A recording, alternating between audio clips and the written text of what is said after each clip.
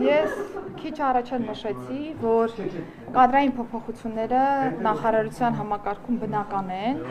որոշակի ժամանակահատված հետո հատկապես, երբ որ անձը կոնկրետ պաշտոն է զբաղեցնում, տրամաբանական է, որ կարիք կա փոփոխության, եւ այս դեպքում եղել է հենց այդպիսի որոշում, այսինքն գնահատել ենք, որ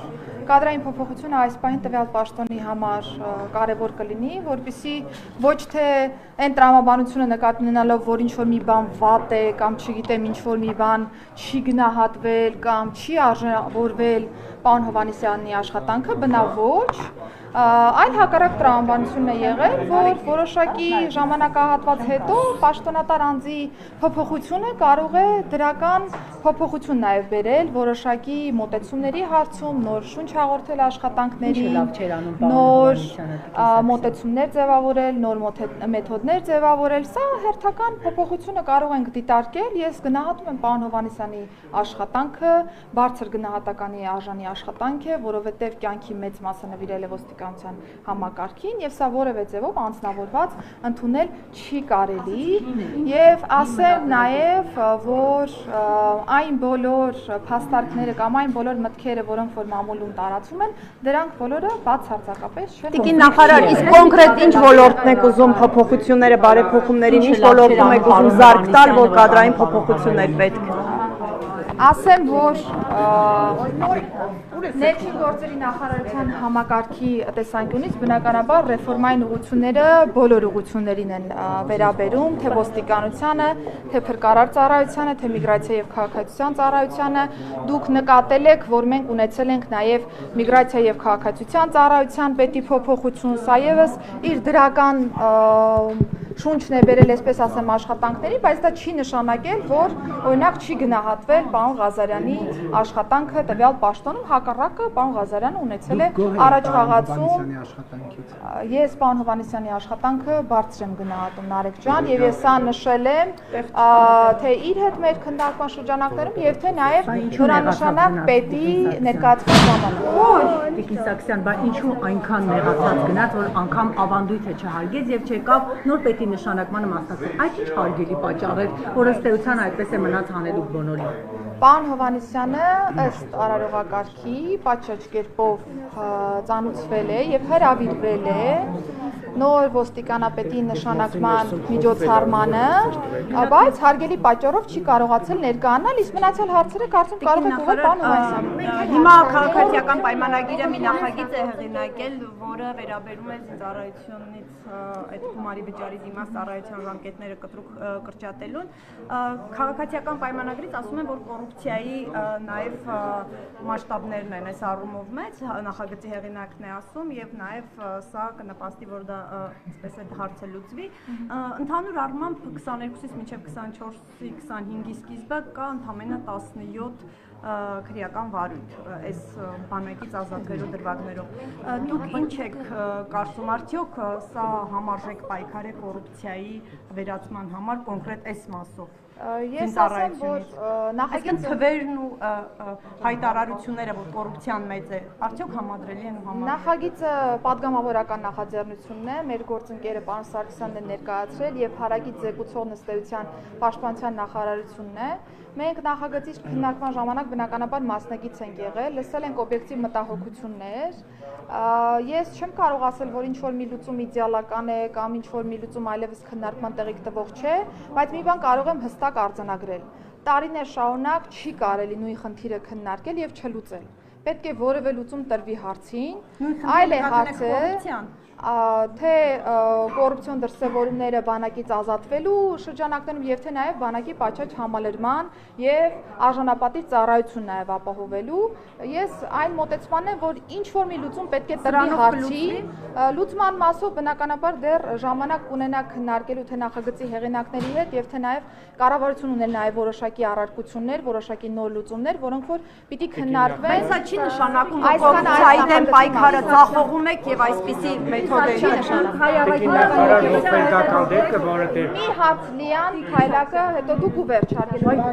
Մի րոպե, վարչապետի կինը մանկապարտության Մի րոպե հարց տանք, հետո կտակ ձեր հարցերը։ Տիկին Սարգսյան, երբ ոստիկանությունում աշխատանքի է անցնում կամ ծառայության է անցնում որևէ քաղաքացի, արդյոք ուսումնասիրվում է տվյալ քաղաքացու կենսագրությունը, արդյոք նա ունի քրեական որևէ հեղինակության հետ ազգակցական հարաբերություններ, թե ոչ, կուսակցական պատկանելիություն ունեցել է տվյալ անձը քաղաքական պաշտոն զբաղեցրել է, թե ոչ, սրանք սկզբունքային հարցեր են ոստիկանությունում, թե ոչ, եւ արդյոք ճիշտ է տեղեկությունը, որ նոր ոստիկանապետը ազգակցական կապ ունի քրեական հեղինակություն քանաքերցի տունի հետ, եւ դուք տեսնում եք այս իրավիճակում, եթե այդ տեղեկատվությունը ճիշտ է, շահերի բախում չեք տեսնում, ինչպես կարող է ոստիկանությունը օրենքով գողերի, ոստիկանապետը օրենքով գողերի հետ կապված որոշակի գործողություններ անել, եթե ինքը հանդիսանում է օրենքով գողի ազգական։ Ես հասկացա հարցի էությունը, բովանդակությունը, մտահոգությունները, հիմա ասեմ, ոստիկանության համակարգ եւ առհասարակ ներքին գործերի նախարարության համակարգ մուտք գործելու շրջանակներում բնականաբար կադրային ստուգումներ են տեղի ունենում, ընդ որում շատ խորքային են այդ ստուգումները լինում, որպեսզի մենք համոզված լինենք, որ ներքին անվտանգությունը անսասան է եւ որևէ ձևով որևէ մեկը անկաշկանդ գործելու խնդիր չի ունենա։ Պարոն Ղազարյանի դեպքում բնականաբար այնպիսի պաշտոն է հավակնել զբաղեցնելու, որը որ եւս ստուգողական որոշակի գործողություններ իրականացրել են, բնականաբար հաշվի են առել բոլոր հանգամանքները, այդ թվում հնարավոր անկաշկանդվածություն ունենալու կամ չունենալու հանգամանքները եւ այսպես շարունակ։ Եվ ի վերջո ես ուզում եմ շեշտել, որ անկախ ազգակցական կապերից պարոն Ղազարյանը ունի մարդկային այն արժե համակարգը, այն փորձառությունը, որը նաև ոստիկանությունում անցել է, որը որ թույլ կտա նրան արդեն անկաշկանդ ոստիկանապետի պաշտոնում իրականացնել այն բոլոր լիազորությունները, որոնք վերապահված են ոստիկանապետին եւ ակնկալվում է թե ին կողմից, թե կառավարության կողմից ոստիկանության բարեփոխումների շրջանակներում։ Քրեական ենթամշակույթի դեմ պայքարի շրջանակում ինչպես կարող է քրեական հեղինակության ազգականը լինել ոստիկանապետ։ Լիա ջան, ես ազգակցական կապի մասով չեմ հերքելու, բայց նշում եմ, որ որևէ ձևով դա չի կարող ազդել պարոն Ղազարյանի գործունեության վրա, դուք ինքներդ կհամոզվեք եւ ես կարծում եմ Հայաստանի Հանրապետությունը շատ փոքր երկիր է եւ բոլորս կարող ենք ունենալ այս կամ այն շփումները, կարող ենք ունենալ տարբեր ազգականներ, բայց կոնկրետ պաշտոնում հստակ անձ ունի առաքելություն եւ եթե անձը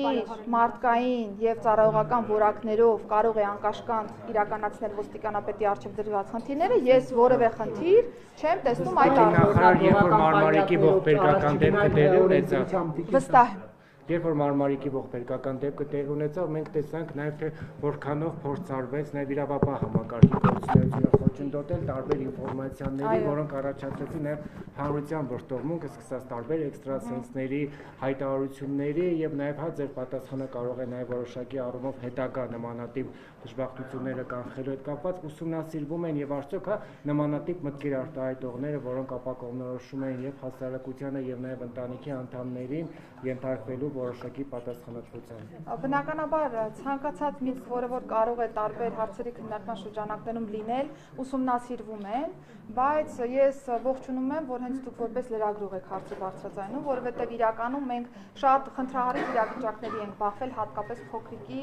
որոնողափրկարարական աշխատանքների շրջանակներում, որովհետև հայտնվել էին տարբեր էքստրասենսներ, հայտնվել էին տարբեր անձինք, որոնք ուշակություններ էին անում կամ ենթադրություններ էին անում կամ փորձում էին որոշակի էմոցիոնալ դաշտ ստեղծել, ինչը չափազանց մտահոգիչ էր մեզ համար, որովհետև մի կողմից խոչընդոտվում էր ոստիկանության եւ փրկարար ծառայության աշխատանքին, մյուս կողմից նաև որոշակի էմոցիոնալ դաշտ էր ստեղծում հանրության եւ հատկապես ընտանիքի անդամների համար, որը կարծում եմ ուղղակի անընդունելի վարքագիծ է, եւ ես առիթը օգտագործելով այս դեպքի մտահոգությունները նկատի ունենալով հորդորում եմ մեր հասարակությանը գործը թողնել այն մարմիններին, որոնք որ իրավասու են զբաղվել տվյալ խնդրի լուծմամբ եւ ուղղակի չճշտված տեղեկություններ հրապարակելով կամ չգիտեմ անհետ ինչ-որ միտեղ տեղեկություններ հրապարակելով